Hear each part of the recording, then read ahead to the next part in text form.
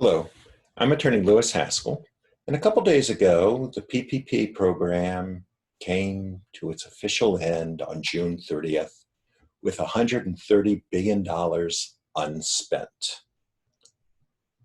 I believe that a large part of the reason that that happened, that people did not take advantage of the program, is, well, in part because of misunderstandings, but in particular, misunderstandings on the part of self-employed people with no employees, not understanding their eligibility for the program and what a great program it is for them. And especially what a great program it will be in a few weeks when the pandemic unemployment assistance, that extra $600 a week of unemployment, is scheduled to come to an end, and in some form or another probably will come to an end.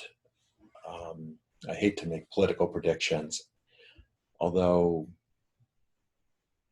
but I don't foresee that $600 a week staying.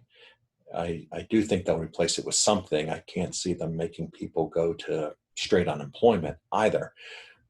But I have a hard time seeing that continuing indefinitely or really beyond the end of July. But in any event, for self-employed people, and I'm going to focus this video on self-employed people with no employees, the application for PPP becomes fairly straightforward. You get your Schedule C, you look at your Schedule C profit, and you apply for 2019, and you apply for 2.5 months of that. Okay, so, for the sake of conversation, let's say you made $60,000 in 2019. That's $5,000 a month. 2.5 months is $12,500. That's pretty straightforward. You're good for a PPP loan of $12,500. Under the old rules, you had 8 weeks to spend the $12,500. Under the new rules, you have 24 weeks to do it. On top of that, you can allocate 2.5 months of the PPP loan for yourself.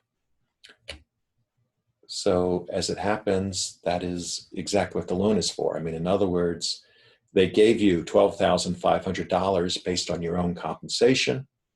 They're now saying, based that being 2.5 months of your compensation, they're now saying that you can pay yourself. And by the way, if you're just simply a self-employed person, filing a Schedule C, there's no, corporate entity. It's not a matter of putting yourself on payroll. It's just a matter of giving yourself the $12,500.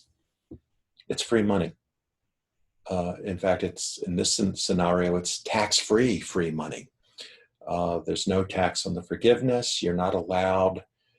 The IRS now says, and we'll see if this stands, but the IRS currently says that you're not allowed to write off the expenses that you use the PPP money for, but if you use it to pay yourself, you're never allowed to write that off anyway. So it's in this scenario, it's $12,500 of free money. Why wouldn't you want it? Certainly you can use it to pay rent, you can use it to pay utilities, you can use it to pay interest, but why would you in this scenario when you can pay it to yourself and then keep the write-off for the rent and the utilities and whatnot on the other side. So this is a wonderful program. I strongly encourage people to take advantage of it while they can.